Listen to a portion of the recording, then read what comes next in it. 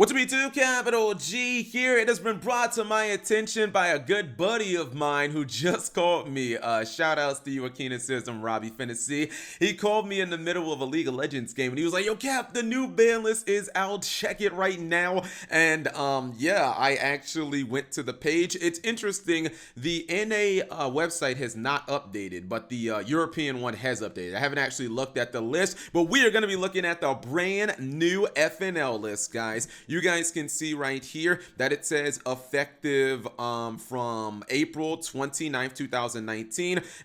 Just in Europe, they write the dates weird. You European people, please, if you see this, just fix your dates, man. Make it like we have it here in America. But we're gonna figure out what is going on this list. I guess I just didn't get to do my ban list predictions because I didn't expect it until I don't know, maybe later this week. But I'm gonna say that if anything is getting banned, maybe Summon Sorceress, maybe Sky Striker multi-roles. Anyways, let's go ahead and check it out because again, I am eagerly awaiting. Looks like so far nothing has actually been limited. This could be a very small list. Rest in peps for anybody who was talking about Masterpiece or Maxi. I said in my regionals in Charlotte, I do see a world where Masterpiece goes to 1. Maxi, not so sure about, but I think that's, I guess Masterpiece will just have to hang out on the list a little longer. It's still, nothing has been banned so far. Uh-oh, something new. Summon Sorceress. Oh, yeah. Okay. So, Summon Sorceress. Maybe this is,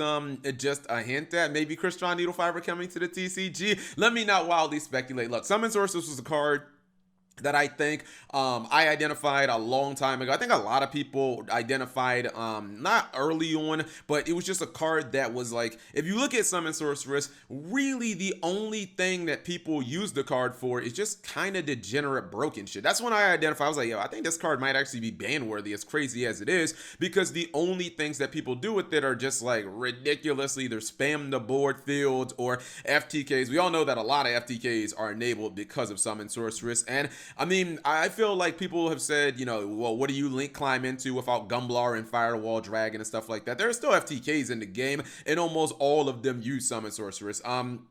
I feel like people's hearts had been softened on this card as of recently because there was no Gumblar, but I still feel like, let's be real, like Summon Sorceress is still a ban-worthy card. Like, that didn't change. Just because there's stuff that you could go into, like Firewall and Gumblar were no longer in the game, doesn't mean that she herself was not still a ridiculous card. Oh, rest in peace to John's video. Number 95, Galaxy Eyes Dark Matter Dragon is banned. John just made a video yesterday talking about some new FTK and it's already dead.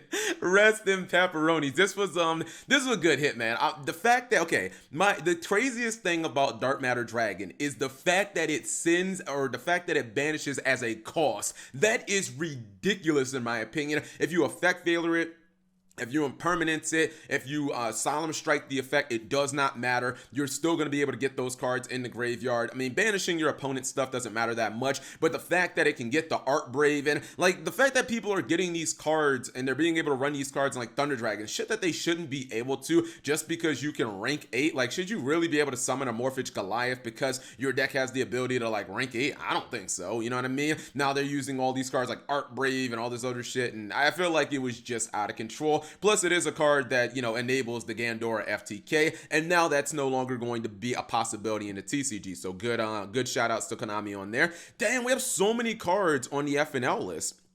Like, you really don't realize how many, oh, the Phantom Knights, a rank up launch. Rest in peace to all Azzathot decks. You are all dead. Thank goodness. I'm so sick of these people splashing in this Orcus engine and saying, oh, this deck is meta because make Azzathot. I'm like, okay, your deck has one legit play and that's it. Like, thank goodness. This will get like all the Orcus stuff out of all these decks. We won't have to worry about King Yugioh. We won't have to worry about True King of all Calamities. We won't have to worry about Azzathot anymore. I feel like, look, it's collateral damage, very similar to Brilliant Fusion and Speedroid, Terratop, and sometimes archetypes have a card that gets exploited by the masses, and that archetype just has to suffer. I mean, maybe they could have hit Rusty Bardiche. That would have been a fine hit too. However, if you get the PK rank up out of the game, then none of this stuff becomes a problem. You never have to worry about seeing Azzathot, summoned on your turn. You never have to worry about King Yugioh or True King of all calamities being summoned in like Orcus, and Orcus are right around the corner. This was a very good hit. I would have been fine with Bardiche getting banned too. Okay, fair enough. And looks like that's it.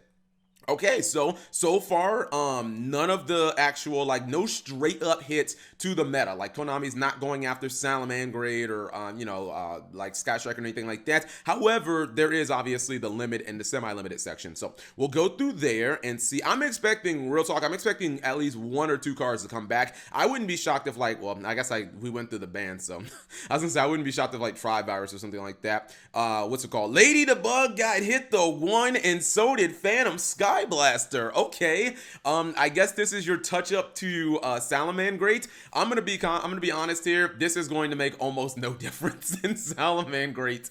I mean, last time I played Salamangreat at YCS Atlanta, where 6-1 was my record, I only ran 2 Lady the Bugs in the main deck anyways.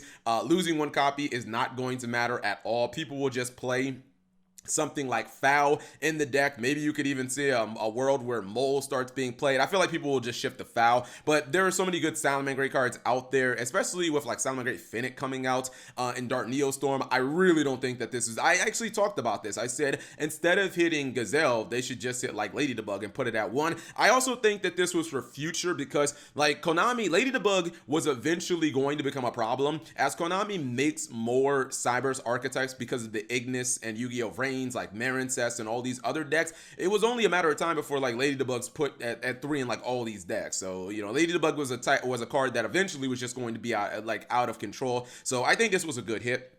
Phantom Sky Blaster is a card that people have been talking about for a while. I think it earned this spot. It's basically like a faster, almost like scapegoat at this point, where you just normal summon. If you have any other monster on the field, you automatically have what, a Saryuja. Like you can just have random danger monster, random special summon out of your hand monster, normal summon Phantom Sky Blaster. You have 4 token, or you have 4 monsters on board because you get the 2 tokens. It's kind of like an easy Saryuja at that point. Speaking of which, speaking of such, I wonder if our buddy Saryuja got hit. So far, these are really, really good hits.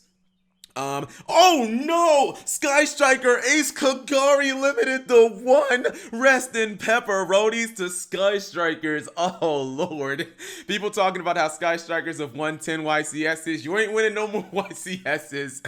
That is 100%. Oh man. Look, I said when this first happened in the OCG, I did not like this hit. I thought that it was too much. It kills the deck. I mean, in the OCG, it didn't die because they have stuff like Pot of Avarice at 3 and whatnot. I don't like, even though I'm not like a Sky Striker fan and I don't want to be like someone who's like crying over spilled milk here, but I just felt like you could have hit other cards like Mobilize Engage rather than just kind of chopping the neck off. Because imagine if your Sky Striker Kagari gets like solemned or something. I mean, you basically just lose the game at that point because your best link is gone. You don't have another one. You're cut off from your Ray. Holy moly.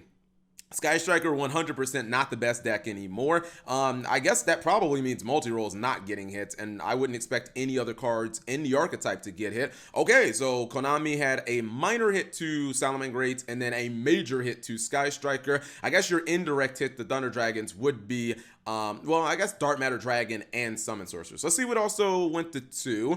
Super Polymerization. Okay, I guess even more kind of like counters to Salamangreat. This will almost certainly see play at 2. In the OCG, there are a lot of like anti-meta stunish decks like Guru Control and Paleo that play 2 copies of Super Polymerization.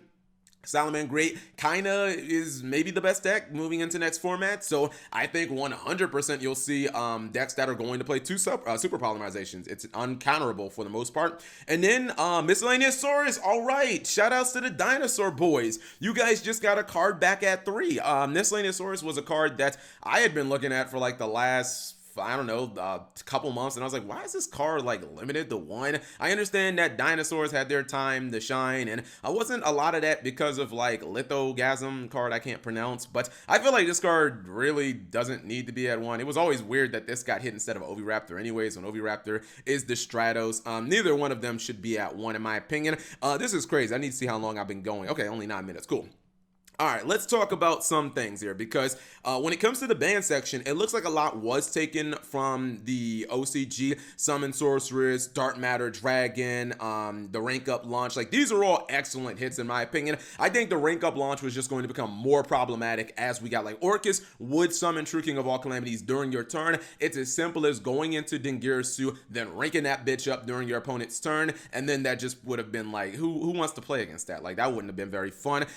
You know, Sky Striker, Salaman Greats got very small hits. In my opinion, I don't really think that the Salaman Great one is really that big. I actually I wonder if Thunder Dragons have to change their play style, because a lot of their high-end plays are kind of dead now. Like, they don't have Dark Matter Dragon, they don't have Summon Sorceress. Maybe they have to just go back to being Colossus control deck. Maybe that means that they start playing Titan again. They lost a normal summon and Phantom Skyblaster, which I feel like they'll probably be able to get more normal summons. Maybe they run Aloof Lapine and stuff like that. And then when it comes to Sky Strikers, I mean, I think you just have to go back to the drawing board and say, where do we go from here? Because losing 2 copies of Kagari is super huge for the deck, but I think the entire deck just becomes multi-role now, and it was already kind of shifting that way, but now multi-role is easily the most important card in the entire deck. Like, you just have to see that card turn 1. I think people were running multiple multi-roles. I think they were maybe even running 3, but they have to run 3, I'd imagine. Now, Super Polymerization is awesome because that is going to be a way of countering Salamangreats, and then Miscellaneous Swords probably really won't really